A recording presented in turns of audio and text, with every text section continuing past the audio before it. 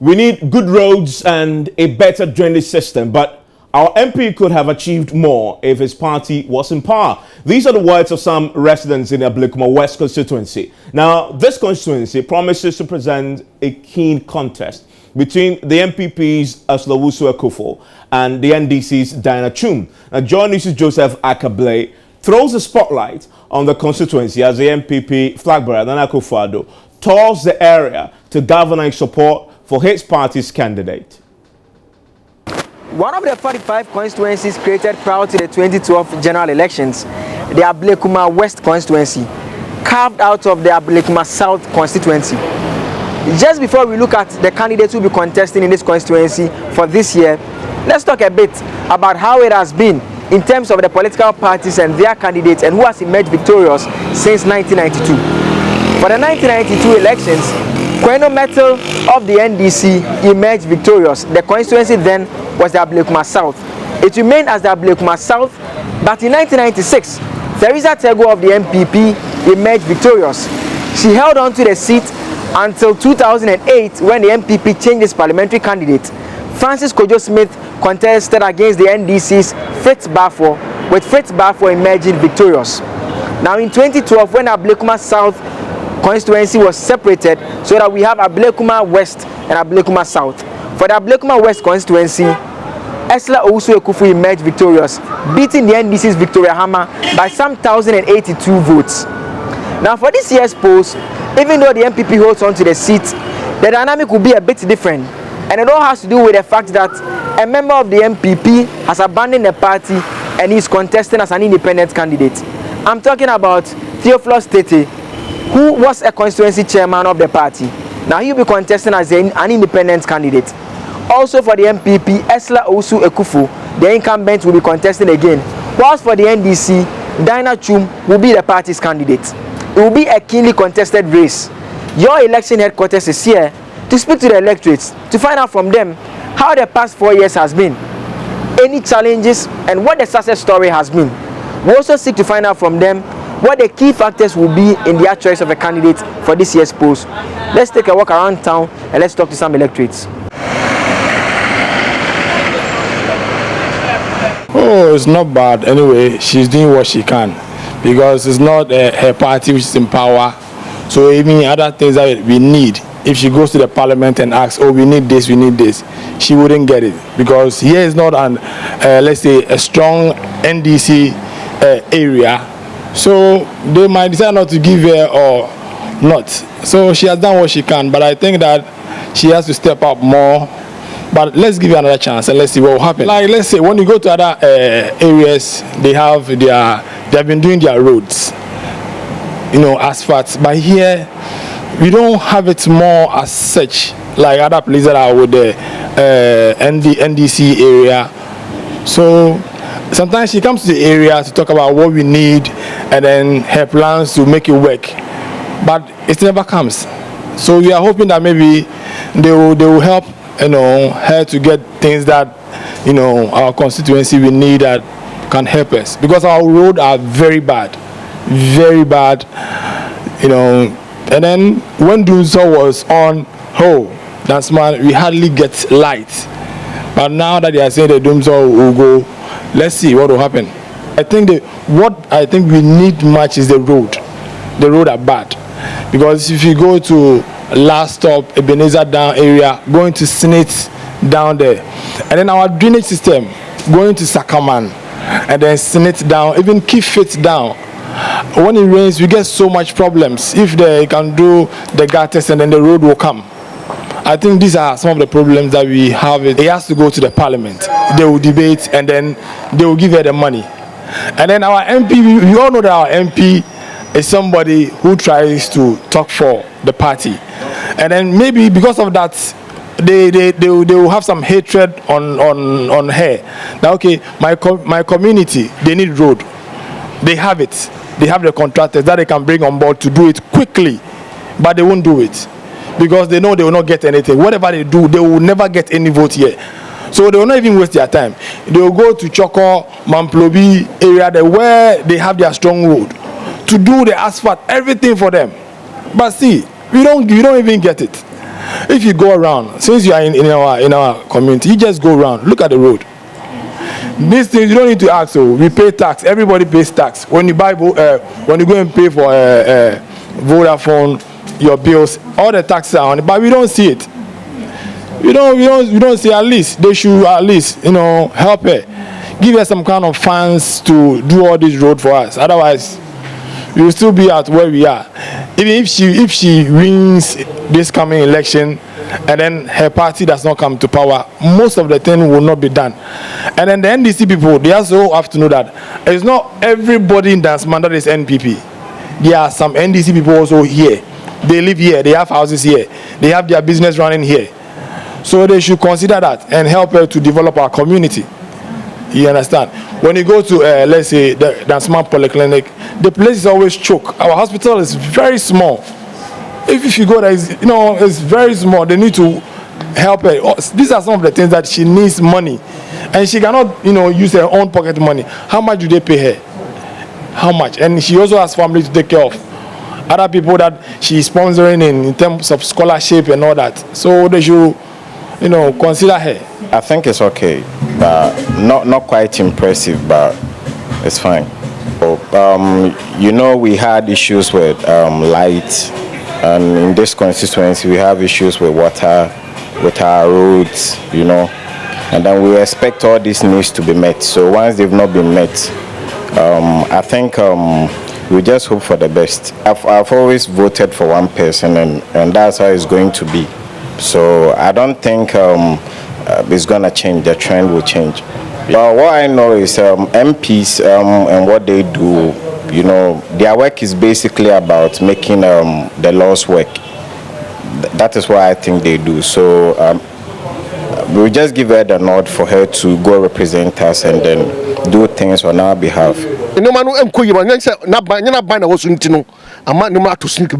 are not going well because a party is not in power.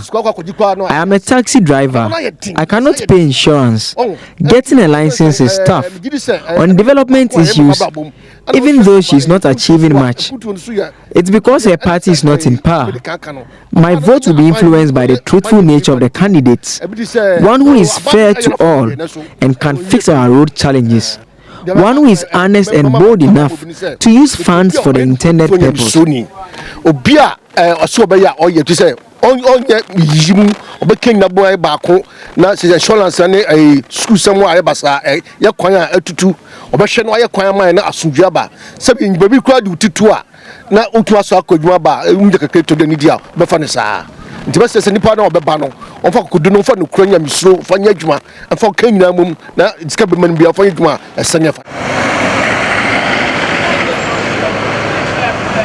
So you've heard from some electorates. We first told you a bit more about the constituency. You have heard them share some challenges facing the constituency as well as the successes chalked over the years. This is your election headquarters, Joseph Akable, Ablekuma West constituency.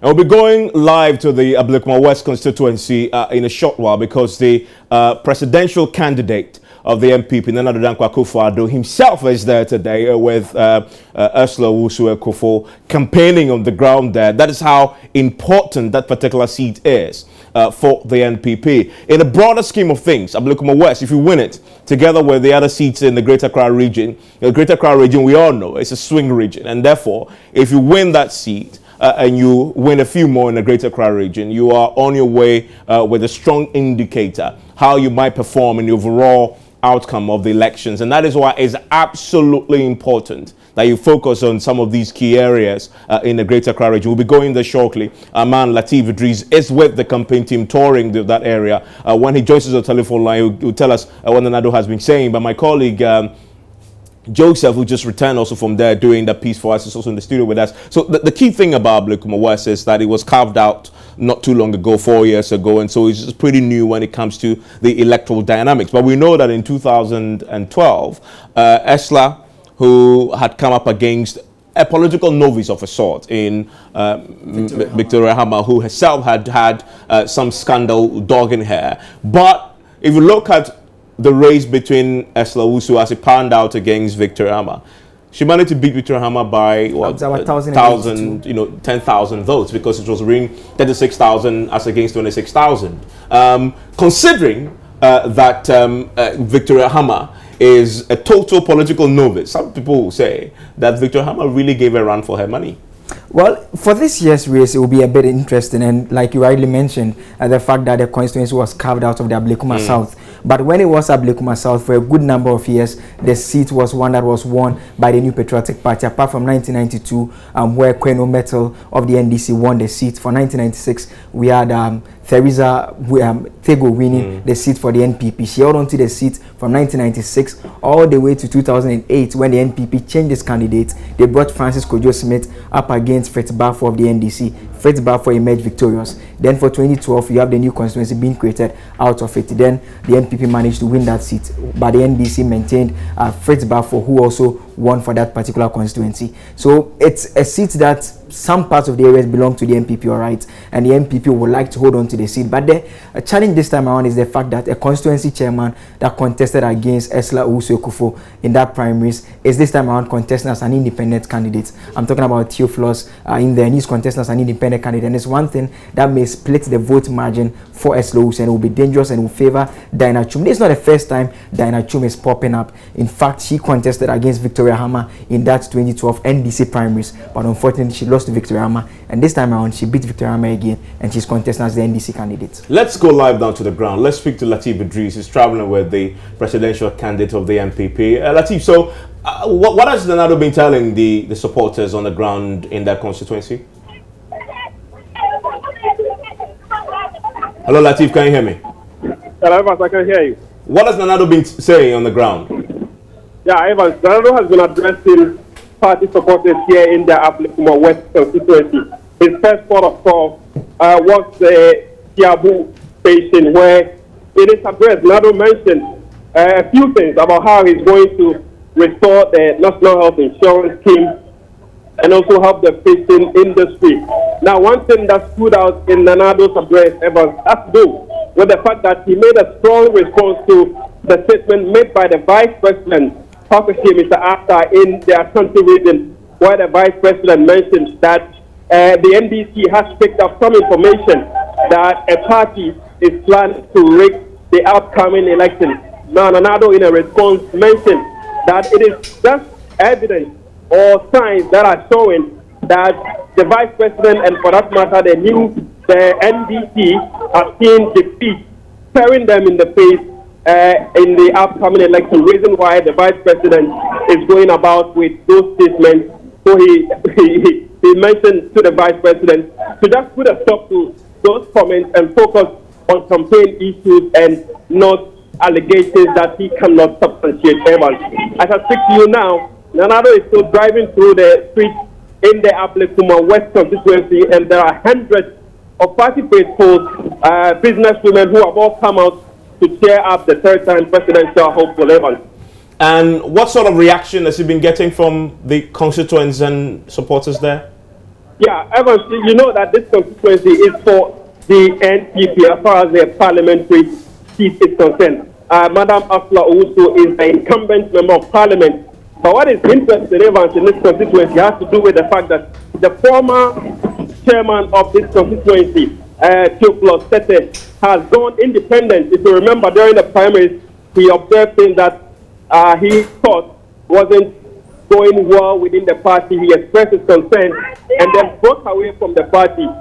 Right now, he is gone as an independent candidate, and that, speaking to some supporters here, they are not confident of Asla Owusu retaining the seat, because the point they make is that Theophilus also has huge following here in the constituency, and the fear is that he's going to pull away some votes that would have gone for Asla Owusu, and so the vote for the MPP in this constituency is going to be split between Madam Asla Owusu and Theophilus Tete.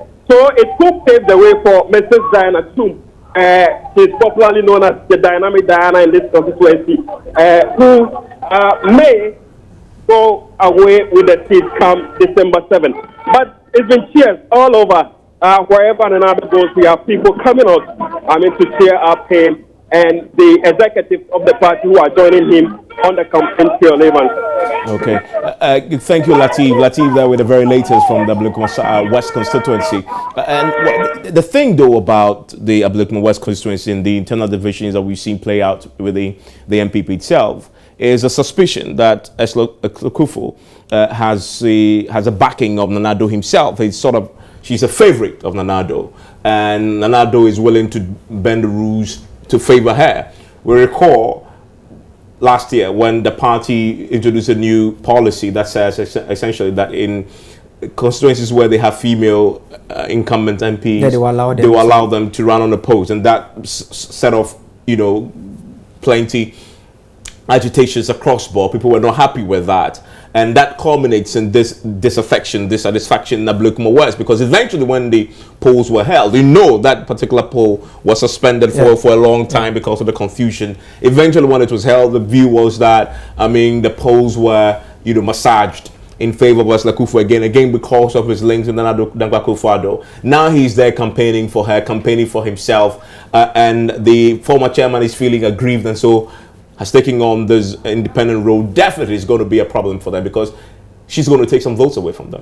And that is why you can understand why the NPP team will visit that constituency, because if you look at the previous election results, it's just a gap of about 10,080. And if you have someone who once belonged to your party, you are talking about a constituency chairman. And one interesting thing I noticed when I went around the constituency is the fact that you have quite a number of billboards of the independent candidates matching up against those of the NDC candidate Dinah Chum, as well as Ablekuma of the MPP across at each spot where you have that of Ablekuma and you also have that of Dinah Chum. You also have that of the independent candidates available over there. So it's not a case of he not having enough funds in terms of the materials needed to publicize his address as well. Then interestingly speaking to the constituents, the point they keep making is that it appears they've not seen so much development in the area. They are of the view that they are not blaming their MP. They are saying if her party was in power, they could have experienced more development.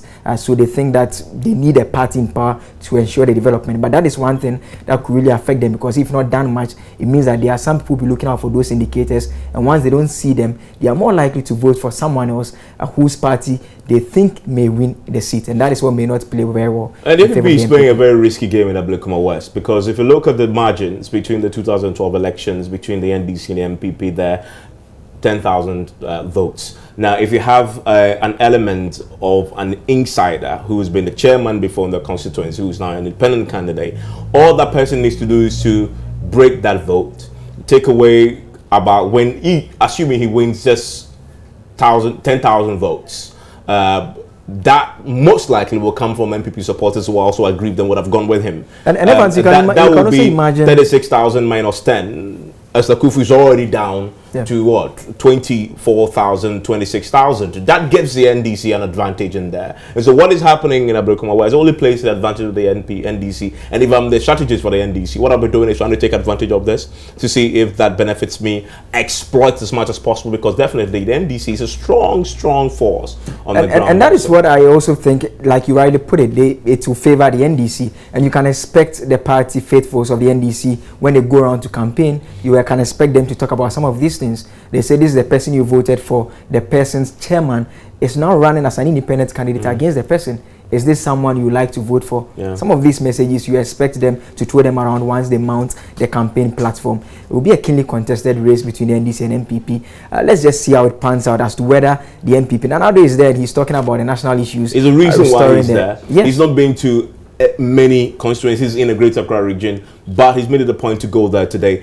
Clearly they know they have a task, an uphill battle coming up in Ablekuma West. He needs to go there and show force, and let's see whether that changes anything. Thank you very much, Joseph, for that. But also, key thing to note though is that the political season is really up and running in full swing. In fact, just over 60 days to go before we vote, and these issues will be discussed quite thoroughly here on your election headquarters. Another thing we have for you, want to stay with us, because we have the General Secretary of the NDC speaking to us exclusively about a number of issues. Today, he's been naming individuals in the in the NPP rather, he believes are behind the DKM scandal, the microfinance scandal in the Bono Hafo region. We'll be bringing you that exclusive interview, talking about former President Rawlings as well.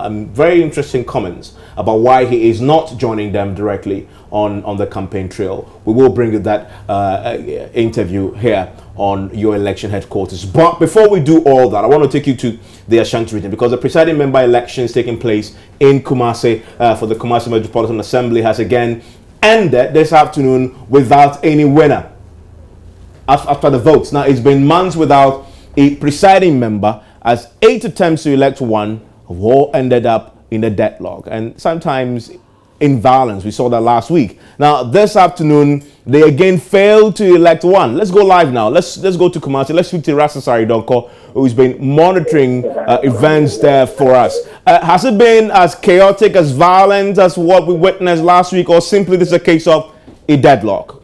Well, not as violent as that one, but then verbal exchanges here and there at the tail end of it, and they could not arrive at any tangible reason to dictate this afternoon. And in fact, the expectation in the morning was that consultations have gone behind the scenes. In fact, we were told that both sides have agreed on 3 people. In fact, we were told that the government appointees themselves went over to the elected members and asked them that they do not want Abraham Bwedi to lead the House because they see him as incompetent. And so they want they themselves, to bring out 3 names so that they will support them to vote that person out as PM. And they all agreed. But when they came to the General Assembly here, it took a different turn.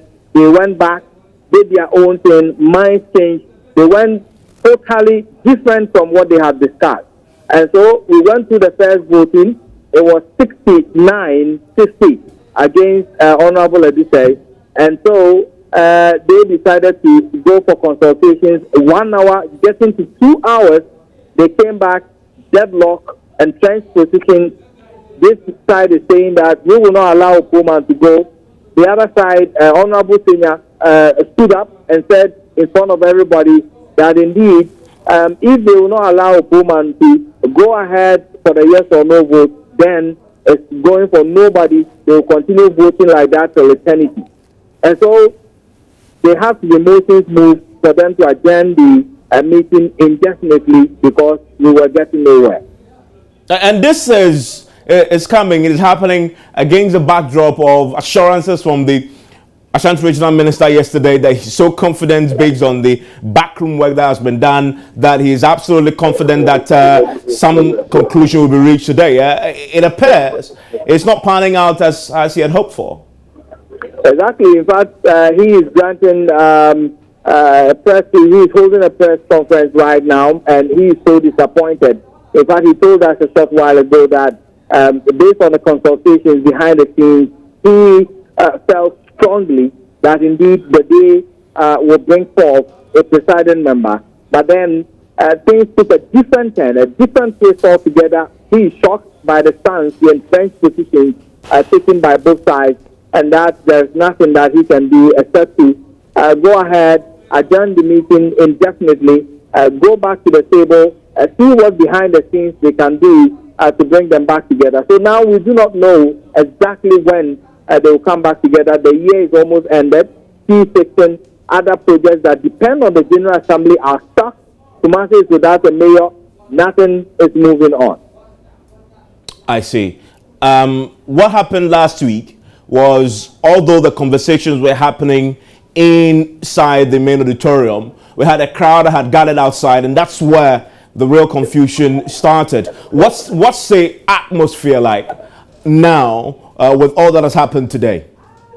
In fact, some members, elected members, started walking out when a motion was moved that indeed they need to adjourn the proceedings.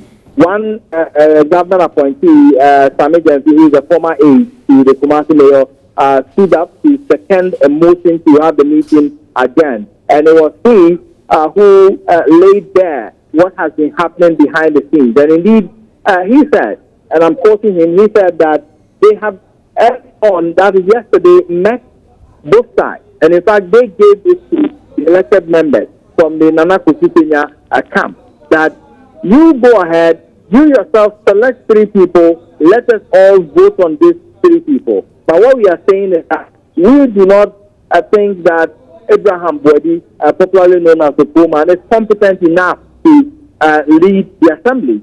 And so you select 3 names, bring them forth. We will help you choose one of them as a presiding member. And so they brought 3 names that were submitted to the 14th director. And when they came down to the General Assembly, I don't know what happened behind the scenes, but then they changed their mind. They went back to square one and started voting the same lines that they have been voting. And so he thinks that it's an exercise in futility. It will go on till eternity. And so let's adjourn the meeting, die, and maybe in due course, time itself will bring a solution. Erastus, thank you very much. Erastus reporting live there from the Kumasi Metropolitan Assembly as they attempt to vote for a new presiding member. Again, another deadlock that we've seen today. We'll take a short break. When we return, we have the best from politics, an exclusive interview with Johnson Asedu Nketia, aka General Mosquito, here on The Pulse. Stay with us.